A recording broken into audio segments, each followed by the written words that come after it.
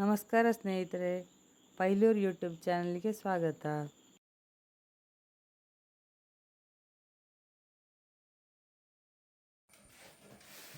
ಇದು ಪರಿಚಯದವರೊಬ್ಬರು ಕೊಟ್ಟ ಕಸಿ ಉಂಡೆ ಹುಳಿ. ಇದನ್ನೀಗ ಕೊರ್ದು ಒಣಗಲಿಕ್ಕೆ ಹಾಕಿಕೊಳ್ಳುವ.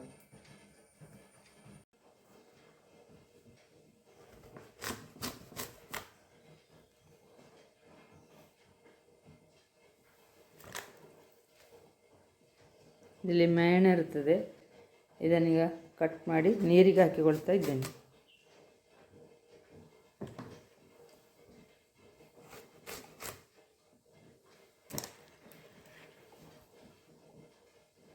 ಇನ್ನು ಈ ರೀತಿ ತೆಳ್ಳಗೆ ಕಟ್ ಮಾಡಿ ಒಣಗಲಿಕ್ಕೆ ಹಾಕೋದು.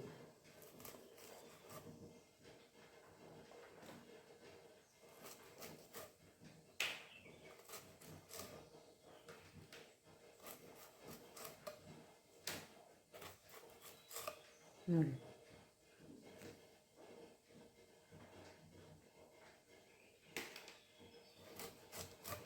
ಬೇಗ ಒಣಗಲಿಕ್ಕೆ ಬೇಕಾಗಿ ತೆಳ್ಳಗೆ ಕಟ್ ಮಾಡಿದರೆ ಒಳ್ಳೆಯದು.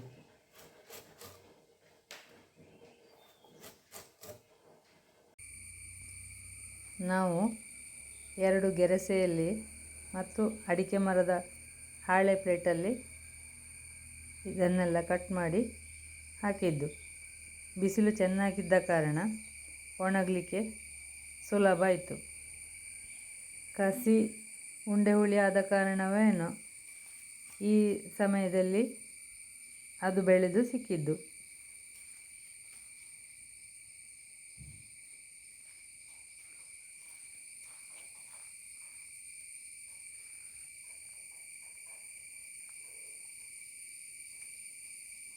ನೋಡಿ, 2 ಬಿಸಿಲಲ್ಲೀಗ ಇಷ್ಟು ಒಣಗಿದೆ. ಬಿತ್ತು ಈ ರೀತಿ ತೆಗಿಬೋದು. ಎಲ್ಲ ಸಲ ಒಣಗುವಾಗ ಸ್ವಲ್ಪ ಬೀಳ್ತದೆ ಅದರಷ್ಟಕ್ಕೆ. ಹೀಗೆ ಕೈಯಲ್ಲಿ ತೆಗಿಬೋದು, ಇಲ್ಲದಿದ್ದರೆ ಸ್ವಲ್ಪ ಬೀಳ್ತದೆ.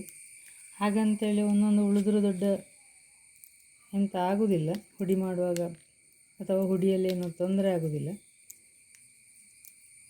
ಈಗ 2 ದಿವಸದಲ್ಲಿ ಬೇಕಿದ್ದರೂ ತೆಕ್ಕೊಳ್ಬೋದು. ಹೀಗೆ ಇದು ಒಣಗಲಿಲ್ಲ, ಇನ್ನೂ ಚೆನ್ನಾಗಿ ಒಣಗಬೇಕಿದೆ.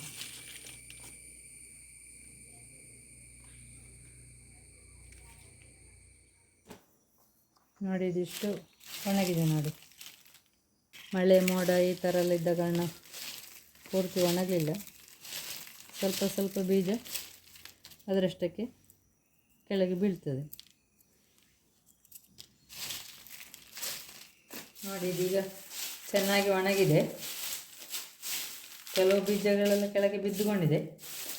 ಸ್ವಲ್ಪ ಈ ಥರವೇ ಮಾಡಿಕೊಂಡ್ರೆ ಹೆಚ್ಚಿನ ಬೀಜಗಳು ಬೀಳ್ತದೆ.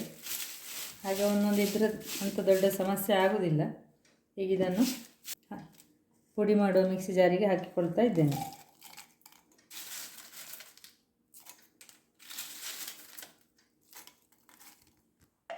ಇದನ್ನು ಸಾಧ್ಯ ಆದಷ್ಟು ನುಣ್ಣಗೆ ಪುಡಿ ಮಾಡಿಕೊಳ್ಳುವ.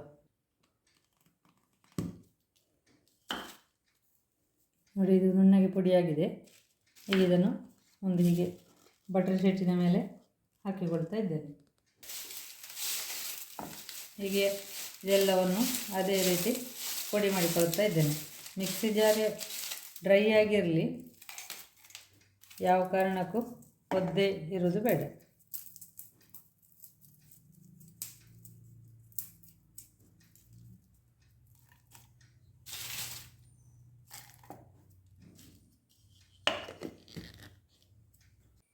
ನೋಡಿ, ಇದೆಲ್ಲ ಪುಡಿ ಮಾಡಿ ಆಗಿದೆ. ಈಗ ಇಷ್ಟಾಗಿದೆ. ಇದರಲ್ಲಿ ಬೀಜ ಇಷ್ಟು ಉಳಿದಿದೆ, ಇದನ್ನು ಮಾಡಲಿಕ್ಕಿಲ್ಲ. ನೋಡಿ, ಇದು 20 ವರ್ಷದ ಹಿಂದಿನ ಇದರ ಹುಡಿ. ನೋಡಿ, ಇದು ಎಷ್ಟು ಒಳ್ಳೆಯದುಂಟು. ಇದು ಕಪ್ಪಾಗಿದ್ದರೂ ಕೂಡ ಹಾಳಾಗಲಿಲ್ಲ.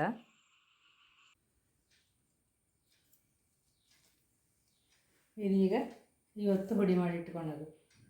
ಇದನ್ನು ಸಾಂಬಾರು ನಾವು ಮಾಡುವ ಪದಾರ್ಥಗಳು ಯಾವುದಕ್ಕೆ ಅಡುಗೆಗೆ ಉಪಯೋಗಿಸಿಕೊಳ್ಳುವುದು. ನಾನು ಹೆಚ್ಚಾಗಿ ಉಪಯೋಗಿಸಿಕೊಳ್ಳುವುದು ಕೊಬ್ಬರಿ ಚಟ್ನಿ ಹುಡಿ ಮಾಡುವಾಗ ಈ ಪುಡಿಯನ್ನೇ ಈಗ ಮೊದಲು ಮಾಡುವಾಗಲೇ ಇದನ್ನು ಹಾಕಿಕೊಂಡಿದ್ದೆ, ಹಾಗೆ ಅದು ಹಾಳಾಗಿರಲಿಲ್ಲ. ಕೊಬ್ಬರಿ ಚಟ್ನಿ ಪುಡಿಗೆಲ್ಲ ಇದರ ಹುಡಿಯನ್ನೇ ಹಾಕಿಕೊಳ್ಳೋದು. ನಾನಿದನ್ನು ತೆಗೆದಿಟ್ಟುಕೊಳ್ಳೋದು ಹೇಗೆ ಅಂತೇಳಿದ್ರೆ, ಒಂದು ಪ್ಲಾಸ್ಟಿಕ್ ಕವರ್ ಒಳಗಡೆ ಹಾಕಿ ಮತ್ತೆ ಬಾಟಲಲ್ಲಿ ತುಂಬಿಸಿ ಇಟ್ಟುಕೊಳ್ಳೋದು. ನಿಮಗೆ ಹೇಗೆ ಅನುಕೂಲವೋ ಹಾಗೆ ಇಟ್ಟುಕೊಳ್ಳಿ. ನಾನು ಹಾಗೆ ಇಟ್ಟುಕೊಂಡಿದ್ದ ಕಾರಣವೇನೋ ಇಷ್ಟು ಸಮಯ ಇದು ಏನಾಗದೆ ಉಳಿದಿದೆ.